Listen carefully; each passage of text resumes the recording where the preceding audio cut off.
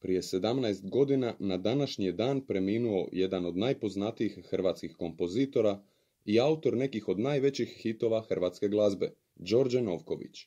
60. godina prošlog stoljeća je svirao s popularnim indeksima.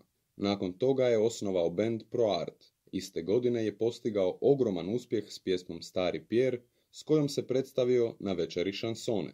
Kasnije u karijeri posvetio se skladanju pjesama za druge izvođače. Pisao je za Mišu Kovača, Zdravka Čolića, Duška Lokina, Džanija Maršana, Tomislava Ivčića, Terezu Kesoviju, Ivicu Šerfezija, Gabi Novak i brojne druge. Napisao je više od 2500 skladbi te prodao oko 20 milijuna ploča. Njegova pjesma Don't Ever Cry u izvedbi Riječkih putokaza bila je prva hrvatska predstavnica na Eurosongu 1993. godine. Dobio je mnoge nagrade, među kojima i Porina za životno djelo.